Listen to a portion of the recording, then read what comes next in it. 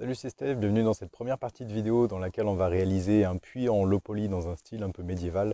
Dans cette première partie, on va réaliser toute la base en pierre, on va faire la structure, la première partie pardon, de la structure en bois et enfin les tuiles. Et dans la deuxième partie, on va faire tous les détails donc, de la structure en bois, on va rajouter tous les matériaux et on fera tous les détails. Allez, c'est parti, je vous embarque. Pour commencer, on va avoir besoin d'activer une extension déjà présente dans Blender. Donc pour ça, on va dans Edit Preferences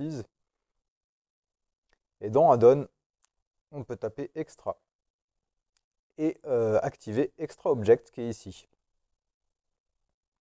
Donc ça va nous permettre d'ajouter quelque chose de très sympa. Donc vous faites majuscule A dans Mesh, on va aller dans Extra et Wall Factory. Donc vous voyez que c'est une extension qui permet de faire beaucoup de choses. On peut aller jusqu'à faire des châteaux forts de A à Z avec cette extension. Ça fera peut-être l'objet d'ailleurs d'une vidéo à part entière. Mais là, on va se concentrer sur le puits. Et donc, on va ouvrir le menu ici, donc en cliquant sur la petite flèche. Et on va désactiver la fenêtre. Pour ce qui est de la hauteur, donc on est à 15, donc on va se mettre à 3. Et enfin, en profondeur, moi j'ai mis une valeur de 0,5, ce qui me semblait plutôt correct. Donc voilà, c'est à peu près tout ce dont on a besoin dans ce menu, donc on peut le fermer en cliquant ailleurs.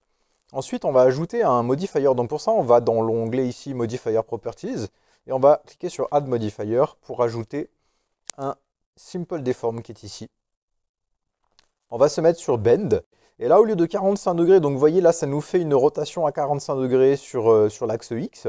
Donc déjà, on va se mettre sur l'axe Z, et donc, au lieu de 45 degrés, on va mettre 370 degrés. Pourquoi pas 360? Parce qu'en fait, vous voyez, on a ce petit débord ici de chaque côté. Donc ça va permettre de vraiment les faire aller se rencontrer l'un l'autre. Donc voilà, je mets 370 et vous voyez, ça vient vraiment me fermer la base du puits. Donc c'est assez sympa parce que ça va très vite et ça permet vraiment de bosser un résultat assez satisfaisant rapidement.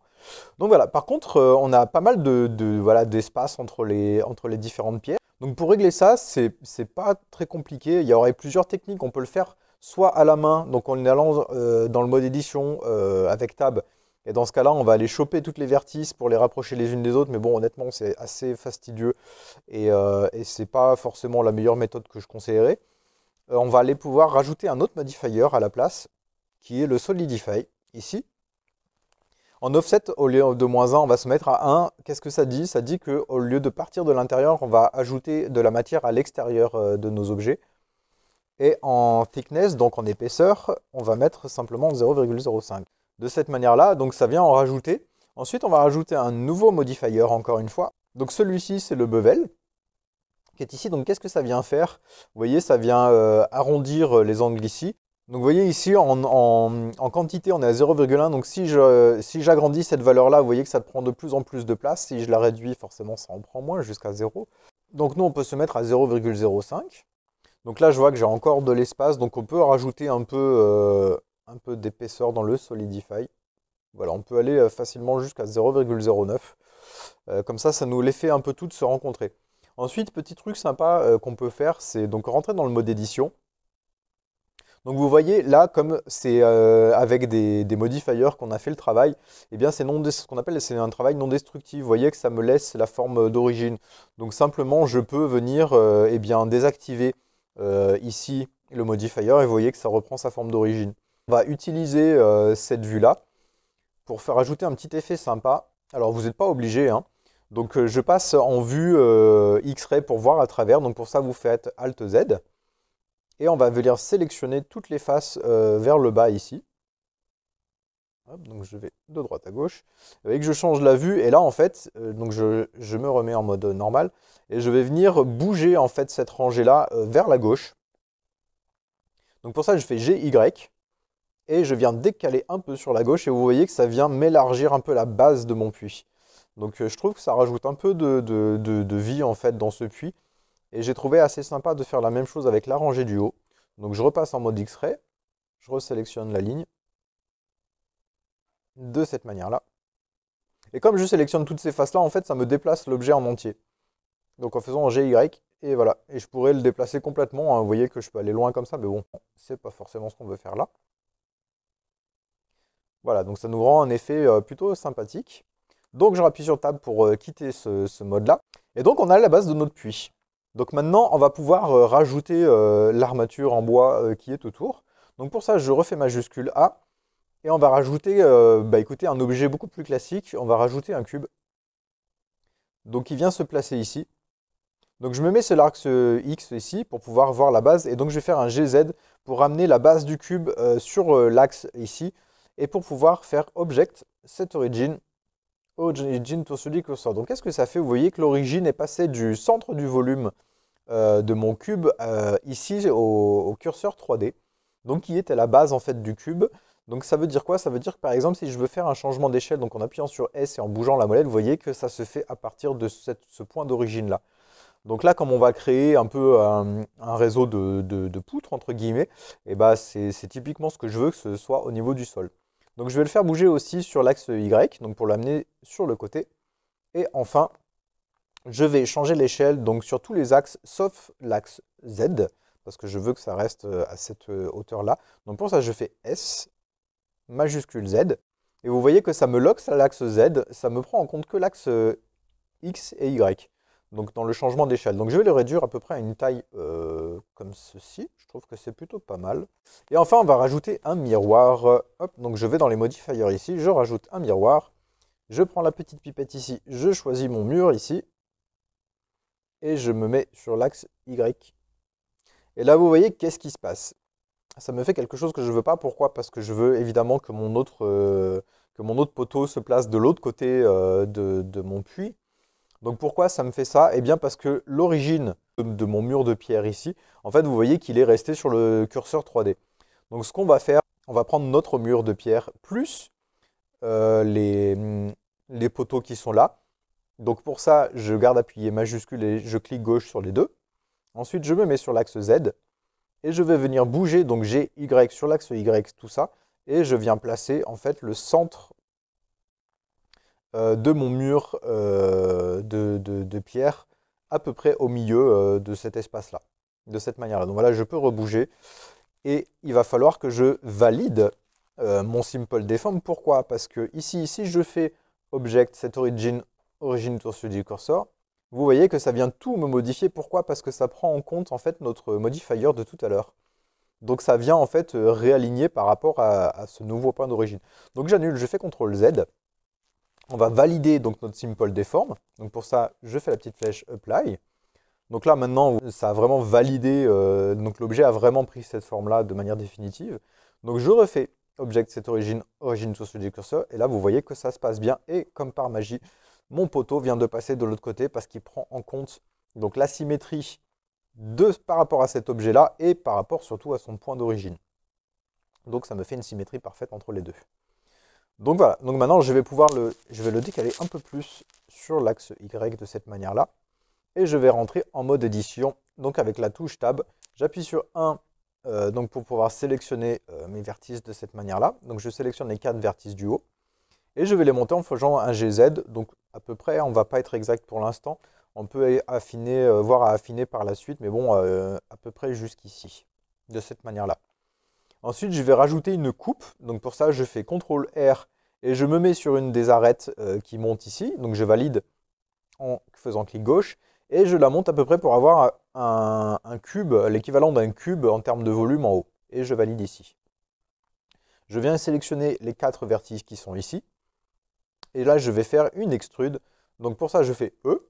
Et vous voyez que ça me fait apparaître une nouvelle face à partir de celle qu'on vient de sélectionner. Et on va aller vers le milieu. Donc là, qu'est-ce qui se passe? À nouveau un problème. Ça me fait passer à travers mon point de symétrie, mon axe de symétrie. Donc ça, c'est pas bon. Donc là, je valide à ce niveau-là. Et là, on va devoir activer ici Clipping dans le miroir. De cette manière-là, vous voyez que si je refais un GY avec ces 4 vertices-là, si je viens au milieu, ça vient s'accrocher. Donc là, c'est précisément ce que je veux. Enfin, si on veut être tatillon, on a toujours une face qui est à l'intérieur là. Donc je peux me remettre en mode X-ray pour voir à travers. Ou alors, autre solution, vous pouvez cliquer sur ce bouton ici. Vous voyez que ça met le mode X-ray. Je me mets en mode face, donc en cliquant sur 3. Je sélectionne cette face et on peut venir la supprimer parce qu'elle ne sert à rien. Voilà. Donc comme ça, on est vraiment propre. Après, c'est pas obligatoire, mais bon, autant faire les choses propres jusqu'au bout. Voilà, donc j'ai quitté le mode X-Ray. Vous voyez, donc on a déjà une bonne base pour notre armature du toit. Donc là, simplement, maintenant, on va venir sélectionner les 4 vertices qui sont ici. Je vais venir me placer sur l'axe Y ici, et je vais faire une extrude. Je vais venir à peu près jusqu'ici, et là, je vais faire un GZ pour le descendre. Donc là, bon, je pense que vous voyez de manière très claire où je veux en venir. Voilà. Et enfin, je vais faire une coupe, donc pour rappel, CTRL R. Je la valide ici, je la fais descendre à peu près ici, et je la valide. J'en rajoute encore une nouvelle, et je viens faire à peu près voilà, l'équivalent à peu près de cet espace-là, hein, il n'y a pas besoin de plus ou de moins. Je sélectionne ces 4 points-là, une nouvelle extrude, et je ramène jusqu'au centre. Voilà. Encore une fois, si on veut être tatillon, on va aller supprimer la face qui est à l'intérieur ici. Donc je fais X, face. Voilà, donc ça me l'a supprimé. Donc là, je suis vraiment nickel en termes de topologie. Ok, donc là, qu'est-ce qu'on va faire? Donc on a deux choix. Soit on va faire manuellement la même chose de l'autre côté. Mais bon, on va jouer les feignants pour cet exemple. Soit on va effectivement activer un nouveau miroir pour que ça nous le fasse tout ça en miroir et qu'on n'ait pas besoin de faire double travail. Donc pour ça, je vais rajouter une coupe ici en me plaçant sur une des arêtes qui est ici. Donc je valide et je valide au centre. Je me mets sur l'axe Y, je repasse en mode de sélection de vertices, donc avec la touche 1. Je me remets en mode X-ray pour voir à travers et sélectionner toutes les vertices de devant et de derrière. Et je viens sélectionner toutes les vertices qui sont sur cet axe-ci, sur cette arête-là. Et on fait X pour les supprimer, les vertices. Voilà, de cette manière-là. Donc vous voyez que ça me coupe vraiment en deux. Et on va pouvoir ajouter donc un nouveau miroir simplement sur l'axe X ici. Donc vous voyez que ça me l'active, je n'ai pas besoin de rajouter un autre modifier. Je peux tout à fait utiliser celui-ci à nouveau. Voilà, donc je peux quitter le mode d'édition. Donc on a une bonne base pour l'armature de notre toit. Donc maintenant, on va pouvoir ajouter les tuiles. Donc c'est parti. Donc pour ça, on va ajouter à nouveau un cube. Donc majuscule A, mèche, puis cube. Je le monte ici pour qu'on y voit un peu plus clair sur ce qu'on fait. Je vais le scale sur l'axe Z, donc SZ, et je vais le rendre pas mal plat, donc à peu près jusqu'à ce niveau-là. Donc ça va faire l'épaisseur de nos tuiles. Donc je vais encore le rapetissir un petit peu. Voilà, c'est pas mal. On va le scale sur l'axe Y, de cette manière-là. À peu près comme ça, donc ça nous fait un beau rectangle. Je vais dans le mode édition, et là je vais rajouter 3 coupes dedans. Donc pour rappel, CTRL R, je me mets sur une de ces, soit cette arête-ci, soit cette arête-ci. Et avec la molette, je viens ajouter jusqu'à 3 arêtes, et je valide ici.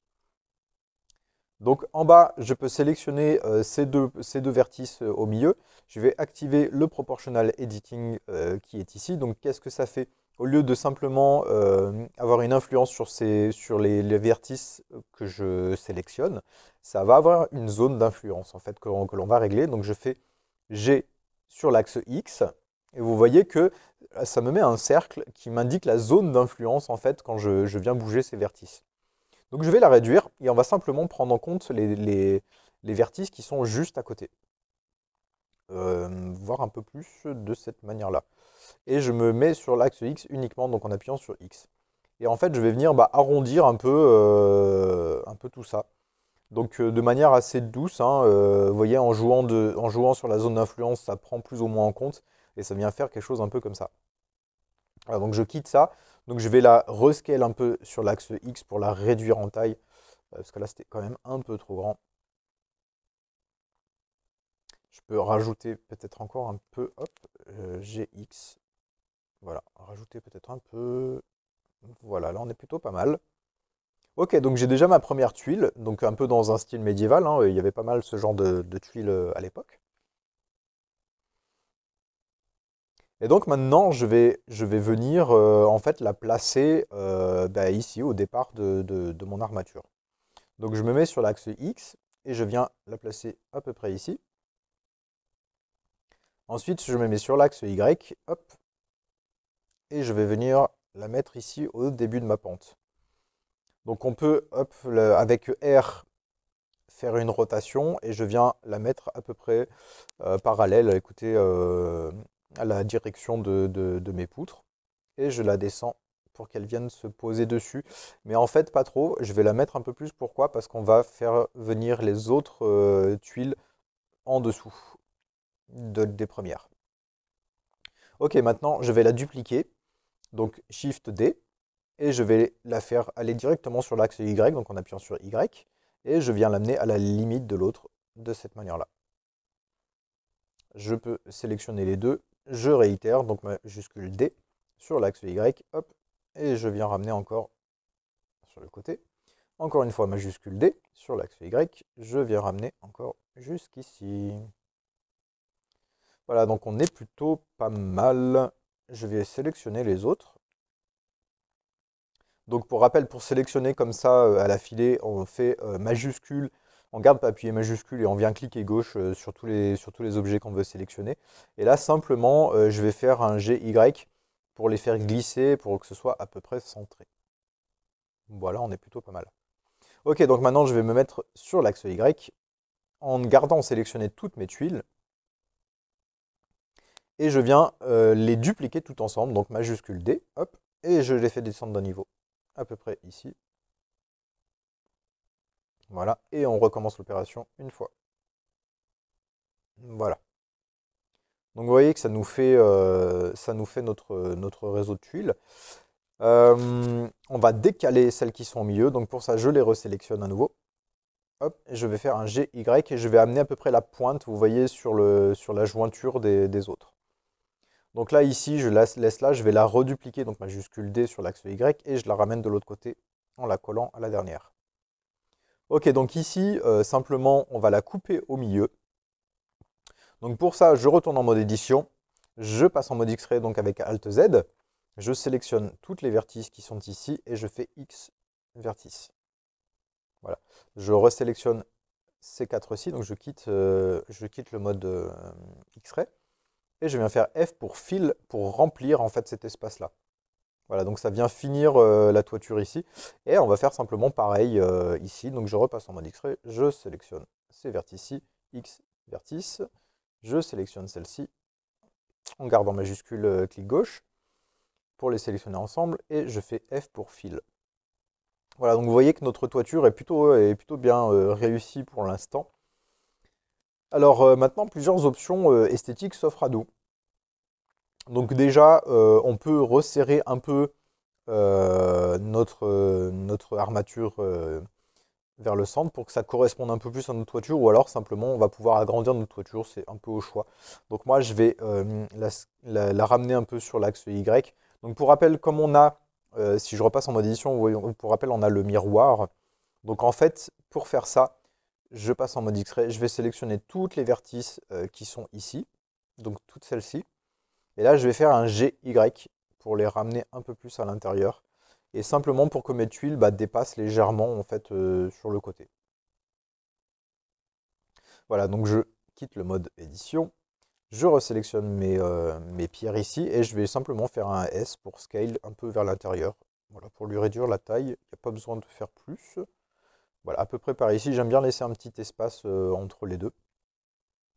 Voilà, donc maintenant on va pouvoir écoutez, faire un seul objet avec toutes nos tuiles. Donc je sélectionne pour ça toutes mes tuiles, donc pour rappel, donc majuscule, clic gauche, et je viens sélectionner toutes mes tuiles. Maintenant je fais CTRL J, et ça me fait un seul objet avec toutes mes tuiles. Voilà, donc je peux quitter ça. On va rajouter un nouveau miroir pour l'envoyer de l'autre côté. Donc dans les modifiers, je rajoute un miroir. Je viens me mettre par rapport à mes poutres. Donc on est déjà sur le bon axe, l'axe X ici, donc vous voyez que ça me le projette bien de l'autre côté de la bonne manière. Alors moi ce que j'aime bien avec ce modèle-là, donc je repasse ici en mode édition, donc sur mes poutres, je viens sélectionner ces deux faces-là, donc je passe en mode face avec la touche 3, je sélectionne ces deux faces-là et je fais une extrude vers le haut, hop, de cette manière-là. Et je l'amène à peu près ici. Donc vous voyez que ça vient dépasser les tuiles. Et je trouve que c'est plutôt sympa de faire ça. Et on peut même choper cette face-ci et faire monter un peu plus cette poutre-là. Je trouve que ça rend plutôt pas mal. On peut même venir y scale, donc là je réduis la zone d'influence du proportional editing, et je peux même venir scale un peu là pour que ça fasse une jolie finition de notre poutre vers le haut. De cette manière-là, et ensuite je peux faire la même chose ici. Pour ça, je viens faire une nouvelle extrude et l'agrandir un peu ici. Et refaire à nouveau une extrude et la scale vers l'intérieur. Voilà, ça nous fait une jolie finition, plutôt sympa. Ok, pour ça, d'ailleurs, on peut faire exactement la même chose ici avec celui-là, avec cette face-ci. Donc je fais une extrude aussi. Donc bah, ça vient me la mettre dans le même axe que la face. Donc simplement je la baisse pour qu'elle reste dans le même alignement et je viens la scale un peu vers l'intérieur. De cette manière-là. Donc là, on va même pouvoir monter un peu notre poutre ici pour que ça vienne un peu plus épouser le bas des tuiles. Donc je sélectionne toutes ces vertices-là, donc avec le mode X-Ray pour bien venir sélectionner tout ce qu'il y a derrière. Et on va venir faire un petit GZ pour monter tout ça. Et là, je vais venir affiner ici, donc je sélectionne plus que celle-là pour venir les aligner pas mal ici. Hop, voilà, pour que ce soit à peu près droit. Et là, on est plutôt bien. Voilà, cette première partie de vidéo est terminée. J'espère que ça vous a plu. Si c'est le cas, n'hésitez pas à me mettre un pouce vers le haut et à vous abonner. Comme ça, vous êtes sûr de ne pas manquer la prochaine dans laquelle on va faire la suite de ce puits, suite et fin. Allez, je vous dis à très vite. Ciao.